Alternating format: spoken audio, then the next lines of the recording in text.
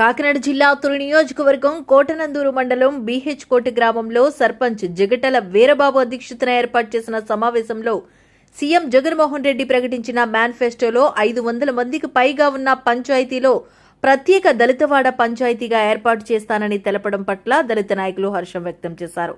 దళిత నాయకులు మాట్లాడుతూ ప్రత్యేక దళితవాడలుగా ఏర్పాటు కావడానికి అంబేద్కర్ 120 సంవత్సరాలుగా ప్రత్యేక దళిత పంచాయతీలు ఏర్పాటు చేయాలని దళిత సంఘాల తరపున పోరాటం చేస్తున్నామని, ఆ పోరాట ఫలితమే ఈరోజు జగన్ ప్రకటించిన మేనిఫెస్టోలో ప్రత్యేక దళితవాడలని అన్నారు.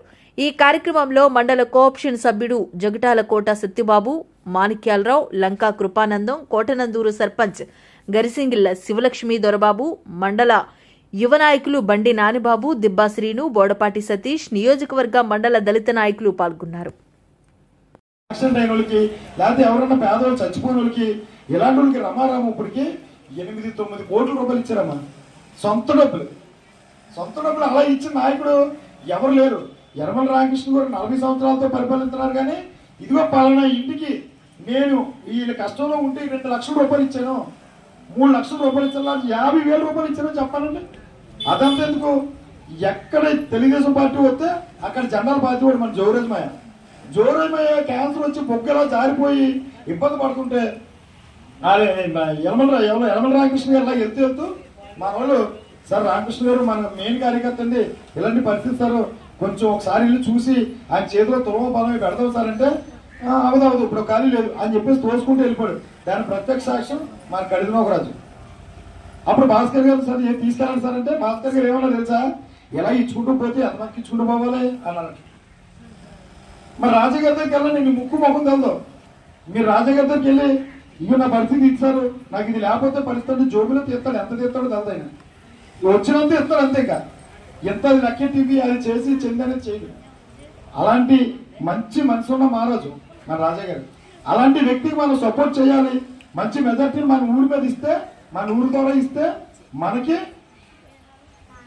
ఏది కావాలన్నది జడ్జిగా గుండ్లు పిలిగి వెళ్ళి మనం అడిగి తెచ్చే అదృష్టం ఉంటుంది. మనం అడగకుండానే ఇస్తారు ఏదైనా సరే.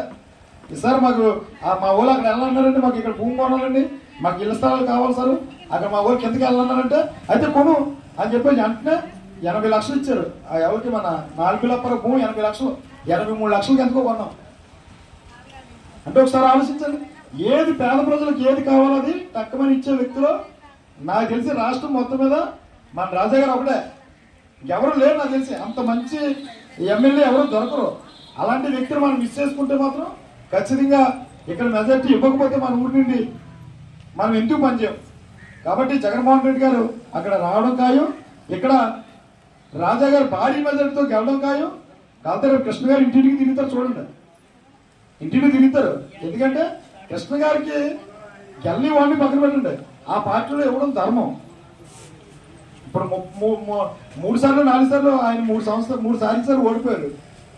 పార్టీని కాపాడుకున్నాడు, అన్ని చేశాడు. ఈ రోజు తన సొంత కూతురు నిలబెట్టుకున్నాడు. మరి ఇంకెలా ఉంటుంది? అయ్యేవాడు ఒక ఎస్ఎల్ నుంచి సర్పంచ్ అవ్వాలంటే కనీసం 20-30 సంవత్సరాలు అయితేనే కానీ మనకి రిజర్వేషన్ రాదు.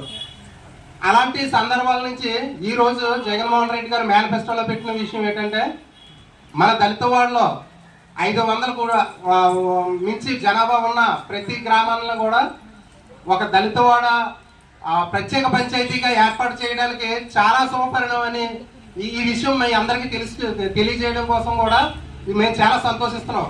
ఎందుకంటే ఎయిమ్ ద్వారా కానీ అలాగే చాలామంది మన ఉద్యమకారులు చాలామంది ఈ ప్రత్యేక దళిత పంచాయతీ కావాలి, మన డబ్బు మనకు వచ్చిన నిధులు మనమే వాడుకోవాలి అన్న ఉద్దేశంతో ఎంతో మంది పోరాటం చేశారు.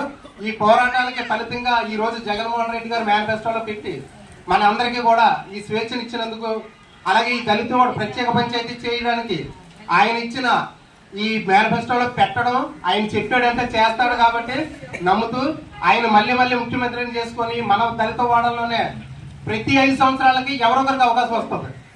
ప్రతి 5 సంవత్సరాలకి ఎవరొకరికి మన దళితుల నుంచే సర్పంచ్ అవుతారు.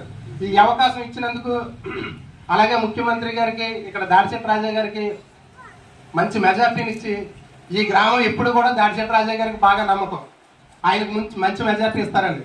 మరి ఈసారి ఎంత మెజార్టీ ఇస్తారో మిమ్మల్ని అందరినీ ఒకసారి అడిగి ఆయన దృష్టికి తీసుకెళ్తారనుకున్నాను. ఎంత ఇస్తారమ్మా? ఎంత మెజార్టీ ఇస్తారో చెప్పండి. 250, 300 ఇస్తారు మెజార్టీ.